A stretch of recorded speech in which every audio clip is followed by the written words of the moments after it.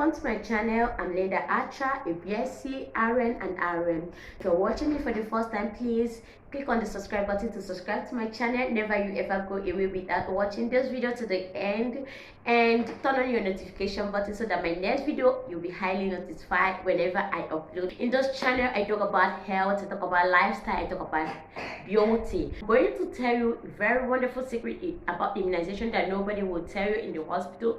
No single person will tell you about the secret I'm about to leak, I'm about to expose right now.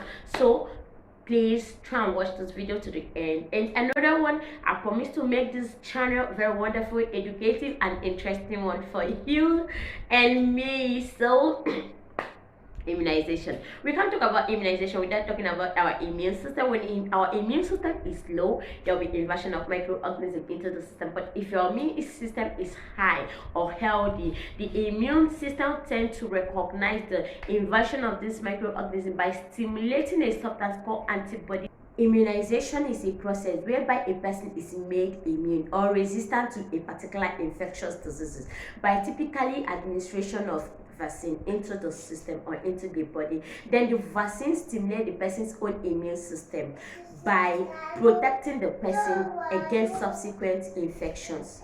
It's very important that every mother or every parent know the appointment date to the immunization center, and if you're supposed to know the number of vaccine your baby is taking for that day. It's very important, very crucial. So at birth your baby takes BCG, Bacillus calmette guerin. This Bacillus calmette guerin is gotten from a working bacterium called Mycobacterium bovis. This Mycobacterium bovis is a bacteria responsible for tuberculosis. So this BCG is taken against tuberculosis.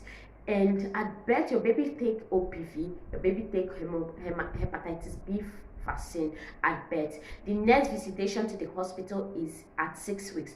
At 6 weeks your baby take OPV1, PCV1, Penta1 and rotavirus1. Penta have 5 different vaccines inside of it. That is tetanus, diphtheria and whooping cough. Then Haemophilus influenza type B and hepatitis B, that is inside of this Penta. It's called Penta because 5 vaccines is inside of it. It's taken against all those diseases I've mentioned now. Then PCV is pneumococcal conjugate vaccine. It's taken against pneumonia, severe pneumonia in children. Then this rotavirus is where I want to emphasize very well, because this is the secret I'm opening up for you right now. Nobody will tell you about this rotavirus in the hospital, and I'm very sure that it's just few people that know about this rotavirus. Government does not cover for it. This rotavirus is taken against severe diarrhea. At oral phase of a child or children, they tend to put every single thing they got in their mouth, thereby causing GIT problem. Those things they put in their mind might introduce infection into their GIT system, thereby causing this severe diarrhea and vomiting. So to prevent yourself from running helter-skelter from one hospital to another trying to resuscitate your baby against this severe diarrhea and vomiting, please kindly take this PCG. You pay to get it. Government does not pay for it. Please kindly carry your baby to the hospital of your any hospital around you or FMC around you, please, and ask them about this rotavirus. Is very important. At 10 weeks your baby takes OPV2, PCV2, Penta2 and rotavirus 2. Then the next visitation to the hospital or immunization center will be at 14 weeks.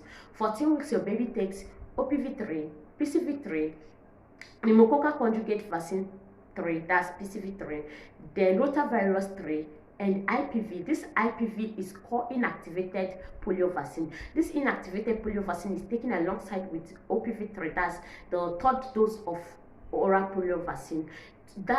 Taking both of them, combination of these two vaccines, that's OPV and IPV, give you the complete dose of polio vaccine.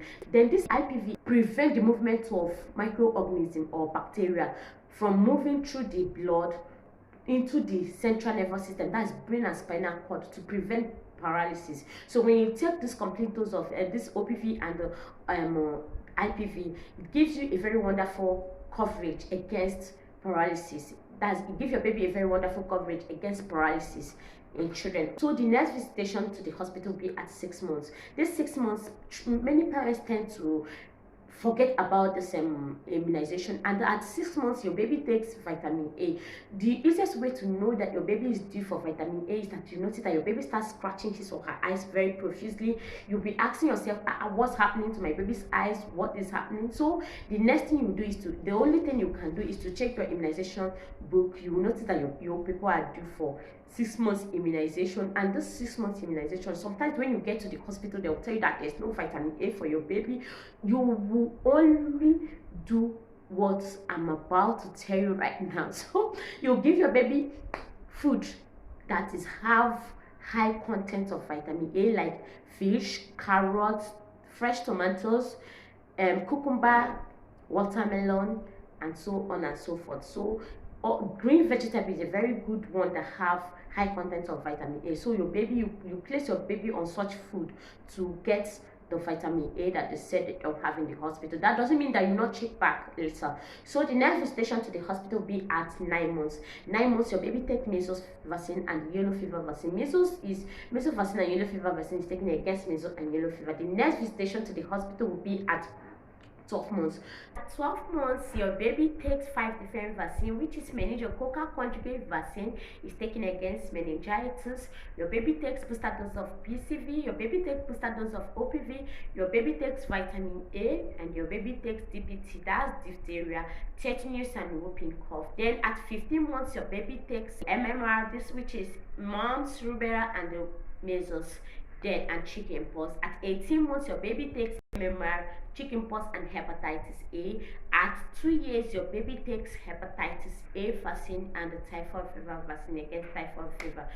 So we move into adult vaccine. The one I want to emphasize very well now is human papillomavirus vaccine. This human papillomavirus vaccine is taken against cervical cancer, genital warts, vulvar cancer, vaginal cancer, and anal cancer. This vaccine is taken from the age of 9 years and above. So both sex takes this vaccine. We should try and take this vaccine against all those diseases that I've mentioned. So the next vaccine that adults take is Haemophilus influenza type B.